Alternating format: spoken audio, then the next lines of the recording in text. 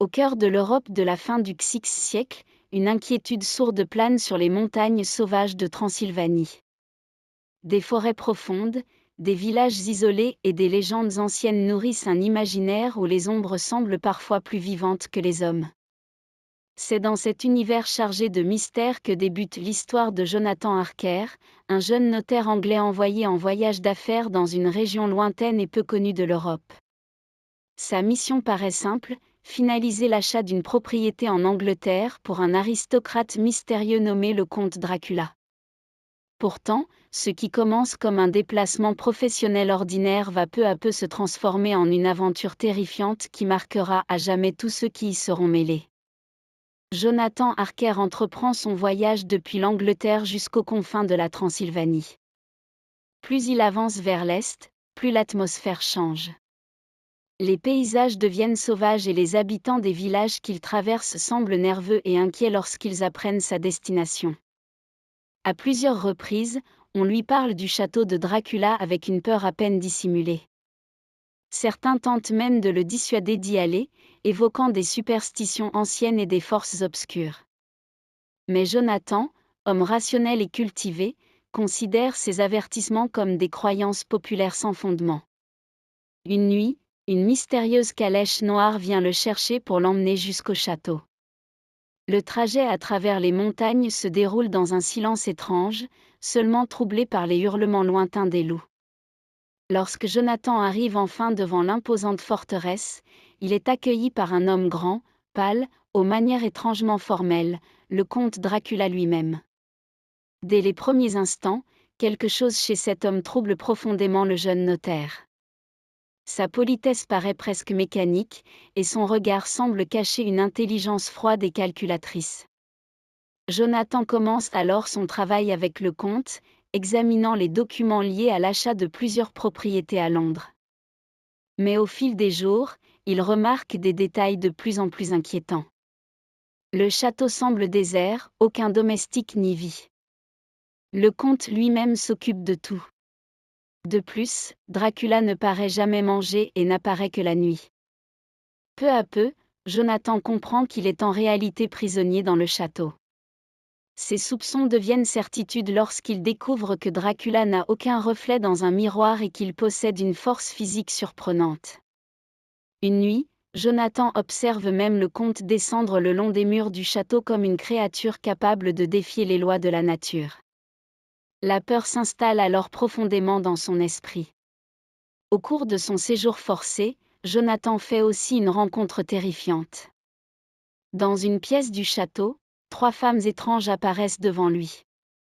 Leur beauté est fascinante mais leur présence est profondément inquiétante. Elles semblent attirées par lui comme des prédateurs par leur proie. Alors qu'elles s'approchent pour l'attaquer, Dracula intervient brutalement et les repousse, affirmant que Jonathan lui appartient. Jonathan comprend alors la terrible vérité, le comte Dracula n'est pas un simple aristocrate. C'est une créature surnaturelle, un vampire qui se nourrit du sang des vivants. Terrifié, il tente de fuir le château mais réalise que toutes les issues sont verrouillées. Il reste prisonnier tandis que Dracula prépare son départ vers l'Angleterre. Pendant ce temps, à Londres, la fiancée de Jonathan, Mina Murray, s'inquiète de ne plus recevoir de nouvelles de lui. Elle partage son inquiétude avec son amie Lucy Westenra, une jeune femme douce et pleine de vie qui est courtisée par plusieurs prétendants. Lucy accepte finalement d'épouser Arthur Holmwood, mais leur bonheur est bientôt assombri par un événement étrange. Un navire russe arrive sur les côtes anglaises dans des circonstances inquiétantes. Le bateau semble abandonné et son équipage a mystérieusement disparu. À bord, on ne trouve que le cadavre du capitaine attaché au gouvernail et plusieurs caisses de terre provenant de Transylvanie. Ce navire transportait Dracula. Peu après son arrivée en Angleterre, des phénomènes étranges commencent à se produire. Lucy Westenra tombe soudainement malade.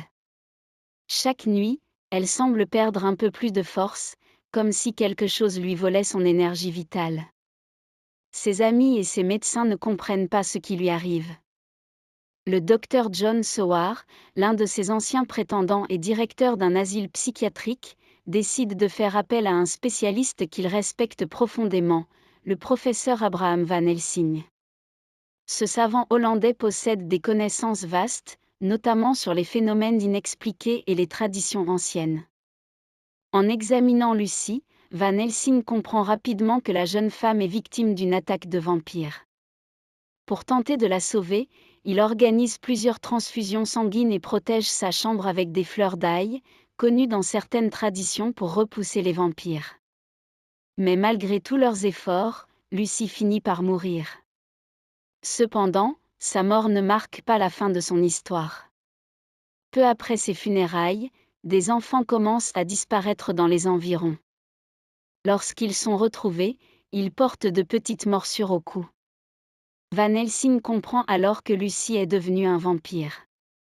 Une nuit, lui et ses compagnons se rendent dans le cimetière où elle repose.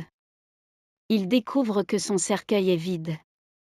Lorsqu'elle revient, transformée en créature de la nuit, ils sont contraints d'accomplir un acte terrible mais nécessaire. Pour libérer son âme, ils doivent détruire le vampire qu'elle est devenue. Van Helsing dirige la cérémonie qui consiste à planter un pieu dans son cœur, à couper sa tête et à remplir sa bouche d'ail. Ce rituel met fin à la malédiction qui pesait sur elle. Pendant ce temps, Jonathan Harker parvient finalement à s'échapper du château de Dracula et rejoint l'Angleterre, profondément marqué par son expérience. Il retrouve Mina et lui raconte tout ce qu'il a vécu. Lorsque Van Helsing entend son récit, il comprend immédiatement que le vampire responsable de la mort de Lucy est le même comte Dracula. Un groupe se forme alors pour affronter cette menace. Jonathan Harker, Mina Harker, le docteur Seward, Arthur Holmwood et Quincey Morris se réunissent sous la direction de Van Helsing. Leur objectif est clair, retrouver les cachettes de Dracula et détruire les caisses de terre qui lui permettent de se reposer pendant la journée. Peu à peu, ils découvrent les propriétés que Dracula a achetées à Londres et neutralisent chacune de ces cachettes. Mais le vampire riposte. Une nuit, il s'introduit dans la chambre de Mina et la force à boire son sang. Ce geste crée un lien terrible entre eux, Mina commence lentement à subir l'influence du vampire. Van Helsing comprend que le temps presse. Si Dracula n'est pas détruit rapidement, Mina risque de subir le même sort que Lucy. Grâce à l'hypnose, ils utilisent le lien entre Mina et Dracula pour suivre les déplacements du vampire. Ils découvrent alors que le comte a quitté l'Angleterre pour retourner en Transylvanie. La poursuite finale commence. Le groupe se sépare pour suivre différentes routes et intercepter Dracula avant qu'il n'atteigne son château. La course contre le temps les mène à travers l'Europe jusqu'aux montagnes sombres de Transylvanie.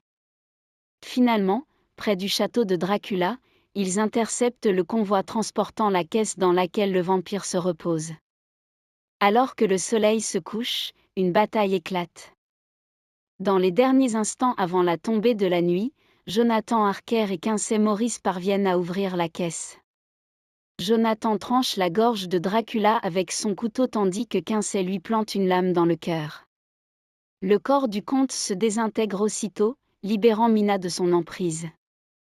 La malédiction du vampire est brisée. Cependant, Quincey Morris est mortellement blessé durant l'affrontement et succombe peu après, entouré de ses amis. Avec la destruction de Dracula, la menace disparaît enfin. Les survivants peuvent reprendre une vie normale, même si les souvenirs de cette lutte contre les ténèbres resteront gravés dans leur mémoire. Plusieurs années plus tard, Jonathan et Mina ont un fils qu'ils prénomment Quincey, en hommage à leur ami disparu. Leur histoire demeure le témoignage d'un combat mené par des hommes et des femmes ordinaires face à une force ancienne et terrifiante. Et si vous souhaitez découvrir cette œuvre dans son intégralité, en version audio, papier ou e-book, vous trouverez toutes les informations sur le site Plume Courte.